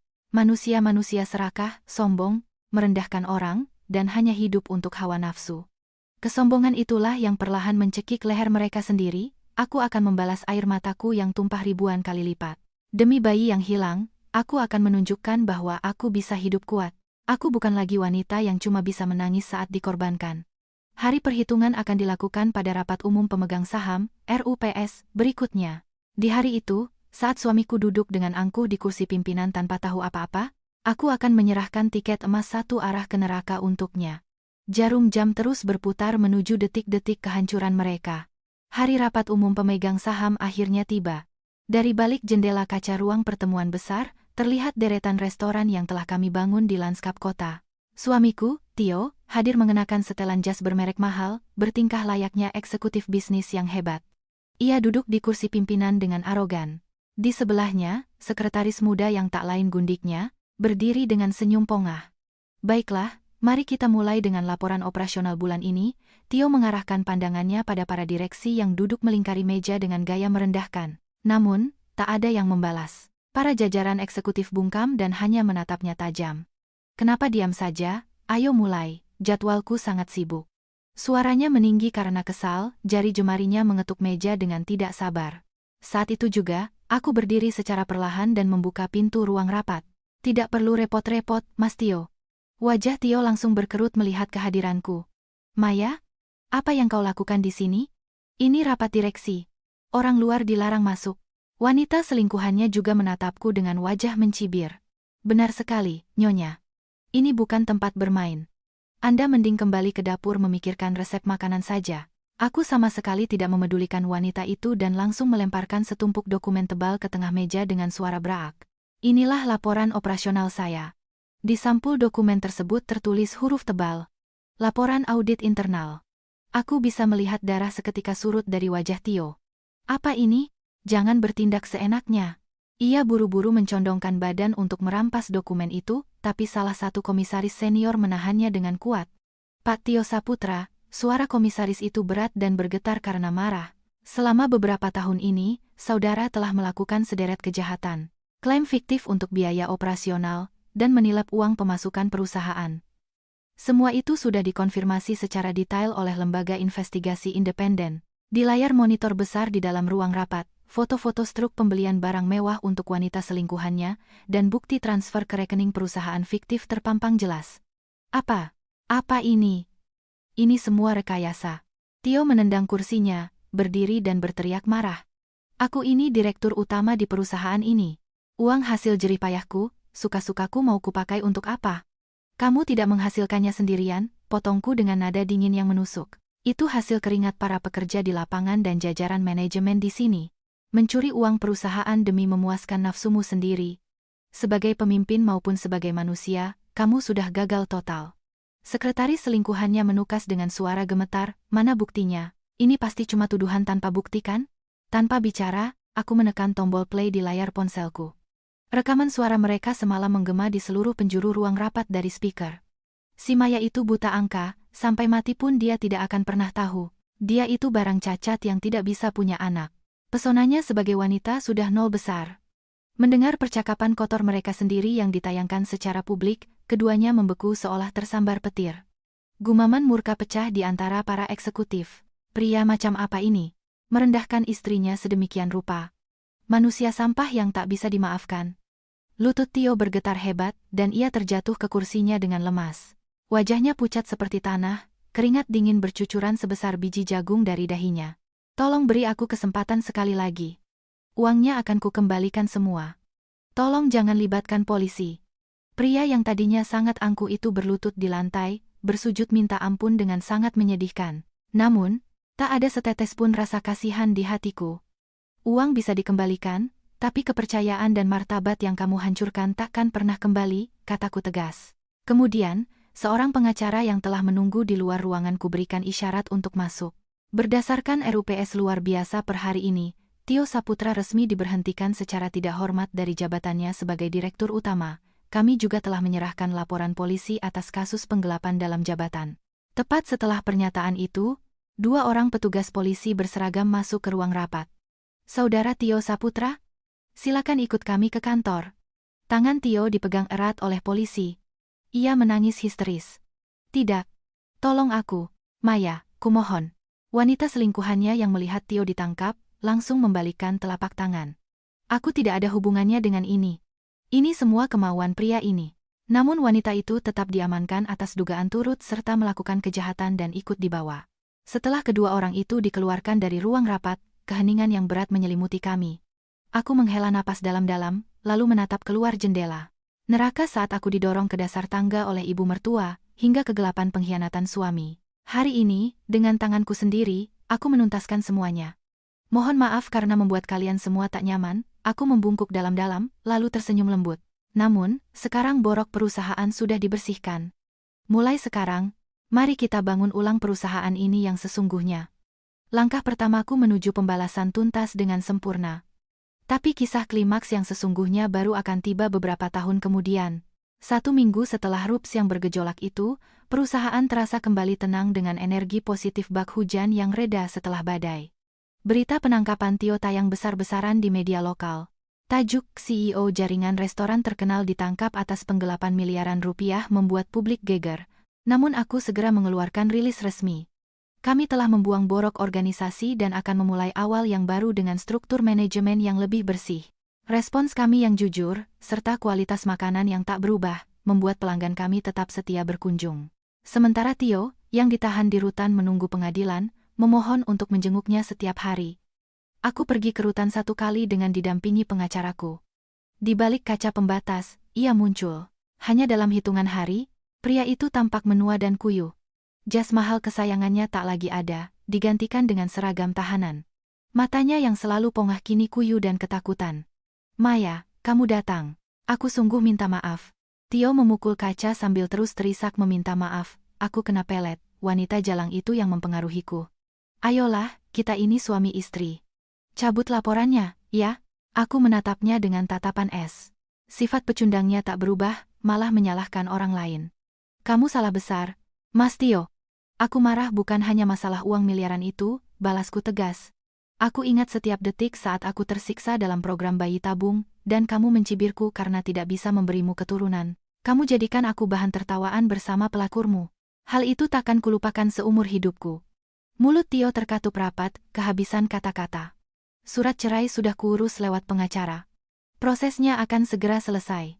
Perusahaan ini, rumah, kekayaan, semua yang ada di genggamanmu sudah melayang. Kau tinggal merenungi dosamu sendiri di sini. Aku berdiri dari kursi dan beranjak pergi tanpa melihatnya lagi.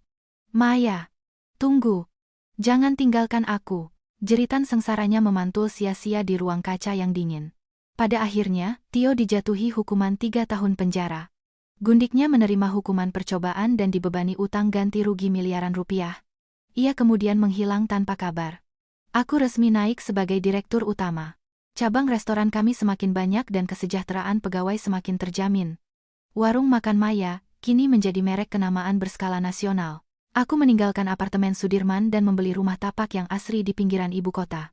Memang aku tak bisa memiliki keturunan biologis, tetapi aku dikelilingi ribuan pegawai yang menganggapku bak keluarga. Bekas luka memang tidak pernah benar-benar pudar, namun aku bisa menikmati kebebasan yang hakiki dengan uang yang kuperoleh sendiri. Waktu berlalu cepat, beberapa tahun kemudian. Suatu siang di awal musim kemarau, aku tengah memeriksa dokumen di ruangan CEO, ketika resepsionis menghubungiku. Bu Presdir, ada tamu tanpa janji yang bersikeras ingin bertemu. Beliau perempuan lanjut usia. Saat ku dengar namanya, seketika bulu kuduku merinding. Wanita dari masa laluku yang selama ini kuhapus kuat-kuat dari ingatan, mantan ibu mertuaku, Bu Rina. Persilakan masuk. Aku langsung memperbaiki posisiku. Pintu terbuka. Seorang wanita sepuh yang tak lagi punya pesona sombong melangkah masuk. Ia tak lagi berbalut baju satin mewah.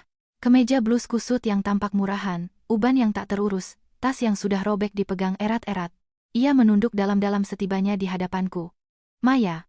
Ah bukan, Ibu Presdir Maya. Lama tak jumpa. Suaranya parau, tak ada satupun jejak kesombongan di masa lalu. Ada urusan apa? Kita sudah lama tidak ada sangkut pautnya lagi. Aku menjawab dengan suara dingin seperti administrator negara. Bu Rina menatapku dengan mata mengiba layaknya gelandangan memelas. Ibu tahu ibu tak tahu malu. Tapi ibu datang untuk memohon. Ini soal Tio. Sebentar lagi hukumannya selesai dan dia keluar. Tapi dia sudah tak punya rumah, uang, maupun pekerjaan. Kumohon, maukah kau menerimanya bekerja di perusahaanmu? Aku hampir saja tertawa mendengarnya. Meminta orang yang hampir menguras habis kas perusahaanku untuk dipekerjakan kembali? Anak itu sudah bertobat dalam penjara. Dia sudah kapok. Lagi pula aku juga semakin tua. Bisnis baju butik Siska ternyata bangkrut terlilit utang. Dia mengusirku dari rumah gara-gara tak punya uang lagi. Sangat pas dengan istilah karma itu nyata. Siska si anak menantu emas diutamakan. Sementaraku yang diperlakukan seperti anjing dibuang. Pada akhirnya sang menantu emas itu pulalah yang menelantarkan dan membuang wanita ini dalam kemiskinan di hari tuanya. Mendengar rumor menantu buangannya kini sudah sukses luar biasa, ia nekat mengemis datang kemari. Kulirik kalender meja, mengingat jadwal pembebasan Tio memang dekat. Aku merancang sebuah rencana, lalu berdiri dengan perlahan. Baiklah. Akan kupertemukan ibu dengan putramu. Wah, benarkah? Wajah Burina semringah, seolah baru saja diselamatkan dewa. Maya selalu baik padaku. Terima kasih. Terima kasih. Dia hampir mencium tanganku, tapi ku tepis halus tangannya. Tapi dengan satu syarat, ikut saya sekarang. Dengan wajah gembira, Burina menurut dan duduk di mobil kantor yang kusediakan. Destinasi kami bukanlah restoran mewah seperti yang ada dalam imajinasinya, maupun kantor mewah untuk putra kesayangannya. Saat kami keluar dari jalan tol dan tembok beton abu-abu yang suram menjulang di depan mata, raut wajah Burina seketika menegang ngeri. Maya. Kita di mana? Tio. Tio di mana? Aku memarkirkan mobilku di depan gerbang lapas tanpa menjawab pertanyaannya. Silakan turun. Mari kupertemukan ibu dengan Tio. Aku tersenyum sangat tipis yang membekukan, dan menyuruhnya keluar. Apa yang akan disaksikan wanita ini adalah akhir keputusasaan yang ia perbuat sendiri. Aksi pembalasan paling puncak segera dimulai. Di ruang jenguk lapas yang suram, Burina duduk gelisah. Tio, tak benarkah dia ada di sini? Kukira dia sukses? Rupanya imajinasinya tak sampai ke kenyataan bahwa aku menjadi miliarder dengan menceraikan anaknya. Tak lama pintu besi berlapis dibuka petugas sipir. Saat Burina melihat pria berbaju oranye kusam yang melangkah gontai, ia tersentak kaku bagai patung. Mantan direktur utama yang gagah dulu telah berubah menjadi narapidana biasa. Kulitnya pucat kelabu, wajahnya cekung, uban menghiasi kepalanya. Begitu melihat ibunya di sana, Tio menatap tak percaya. Ibu, kenapa? Suaranya bergetar lemah. Tio, inikah kau? Burina gemetar mencoba menyentuh pembatas kaca. Kenapa kau pakai baju ini? Katanya kau sukses. Perusahaanmu di mana? Ibu ngomong apa? Aku sudah kehilangan semuanya. Tio menggeleng lemas dengan putus asa. Aku mengkhianati Maya, menggelapkan uang perusahaannya, hingga harus membusuk di penjara. Tidak mungkin. Maya bilang kalian sukses. Burina histeris menoleh padaku seolah kesetanan. Maya, kau apakan anakku? Ini salah paham, kan? Tanpa beranjak dari kursiku, aku berujar sedingin es, sama sekali tidak ada salah paham. Dia menguras hartaku dan memakainya untuk berpesta dengan pelacur selingkuhannya, dan berakhirlah divonis hukum penjara rutan. Inilah sosok putra idaman Anda. Wajah Burina pias seolah disiram air aki. Harapan masa tuanya yang seharusnya merupakan putra sukses yang dibangga-banggakan, tidak lebih dari sekadar pesakitan kasta terbawah. Aaggh. Burina memegangi kepalanya, menjerit melengking memenuhi aula. Bagaimana nasib masa tuaku? Siska mengusirku dari rumah, hartaku ludes, bukannya kau yang berjanji merawatku? Alih-alih menangisi nasib putranya di penjara, wanita itu terlebih dahulu meratapi dompetnya sendiri. Mendengar jeritan ibunya, Tio menatapnya muak. Ini karena kau terus memanjakanku. Kau yang menghina Maya, dan kau yang mengajariku agar meraup uang sebanyak mungkin dari perusahaannya. Inilah buah karya bimbinganmu, ibu. Aku menyaksikan tontonan memuakan ibu dan anak yang saling melempar kesalahan, sampai aku merasa muak, cukup pertunjukannya. Aku berdiri, memberikan tanda pada sipir bahwa waktu sudah habis. Maya, tunggu.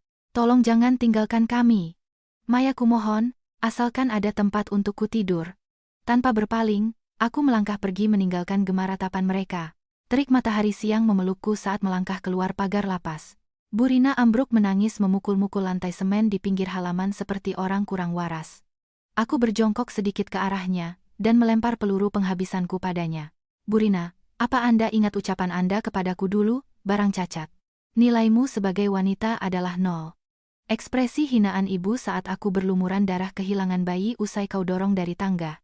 Aku tak sedetik pun bisa melupakannya. Burina mengangkat wajah kusutnya yang ketakutan, menatapku pucat. Ibu yang sekarang inilah wujud sesungguhnya dari barang yang tak ada nilainya dan tak berguna bagi siapapun, bukan begitu? Dia tak bisa membalas, badannya cuma bergetar menggigil. Siska membuangnya, anak laki-laki kebanggaannya narapidana. Buah karma dari manusia yang menari-nari di atas penderitaan orang lain kini memukul mundur ke arahnya secara sempurna.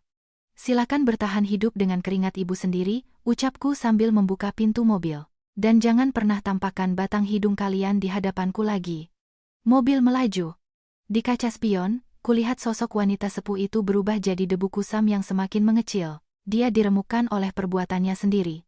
Tali gaib neraka keluarga Saputra hari ini, akhirnya tuntas terputus dari hidupku. Aku mengembuskan napas panjang. Bongkahan es di ulu hatiku mencair seutuhnya. Sudah berakhir. Beberapa hari kemudian, sebuah surat sampai ke kantorku bertuliskan tangan Bu Rina. Sudah ketebak isinya dari luar. Tak punya tempat tinggal, tak punya makanan. Tolong maafkan kesalahanku yang lalu. Kesombongan yang luruh berganti meminta belas kasih dengan amat menyedihkan. Namun, aku segera memasukkan amplop itu ke mesin penghancur kertas tanpa membacanya sampai selesai. Mengemis belas kasihan dengan tangan yang pernah mencakar leher seseorang, bukanlah sesuatu yang akan kuterima. Wanita itu harus membusuk di sudut jalan sendirian tanpa bantuan siapapun. Ini adalah ganjaran atas nyawa jabang bayi yang ia rebut dahulu. Sebulan kemudian, laporan bebas bersyarat Tio diinformasikan oleh pengacara. Katanya, setelah keluar penjara, pria itu mencari pekerjaan di koneksi lama, namun semua menutup pintu. Reputasinya sebagai residivis kasus korupsi dan penipu istri sendiri membuat tak ada tempat bernaung. Dia kini berakhir jadi pekerja serabutan dan kuli bangunan demi uang nasi sebungkus sehari. Laki-laki yang dulu menghabiskan anggur seharga puluhan juta kini harus berebut tanah liat di proyekan. Inilah harga keputusannya. Siska, si mantu emas yang dibanggakan ibu mertuaku dulu, gaya manajemennya yang amburadul di bisnis butik gagal total. Dia terlilit utang puluhan miliar. Karena tak sudi jatuh miskin, suaminya ikut menceraikannya. Siska yang egois membuang Bu Rina, sebelum akhirnya ia juga jadi gelandangan yang dikejar rentenir. Kebahagiaan hasil merampok penderitaan orang pasti akan hancur. Gumamku pelan dari jendela ruang presdir di gedung bertingkat. Para manusia pembawa penyakit yang mengejekku, kini musnah oleh polah tangannya sendiri. Bagaimana denganku? Air mata, rasa takut, keputusasaan saat bekerja keras membongkar dus dari subuh sampai buta di keluarga mereka, semuanya berbuah jadi pilar emas keberhasilan warung makan Maya. Aku mengubah segala jenis nestapa menjadi peluru api menuju kesuksesan. Aku bebas. Aku tidak perlu memohon ampun, aku tidak perlu diinjak. Aku bisa berdiri dan bahagia tertawa di restoran mewah menggunakan uang jerih payahku. Aku menang setuhnya. Ibu Presdir, acara cicipan menu baru sudah siap. Karyawan semua sudah menunggu. Seorang manajer masuk menemuiku. Aku merapikan jas kerjaku di depan cermin. Sudah tidak ada lagi jejak menantu ketakutan seperti dulu. Yang ada hanya sosok pemimpin yang berjiwa besar. Ya, saya segera ke sana. Dendam sudah berlalu. Tahun ke-10 perayaan warung makan Maya. Di aula hotel berbintang di Jakarta, ratusan manajer cabang seluruh Indonesia berkumpul.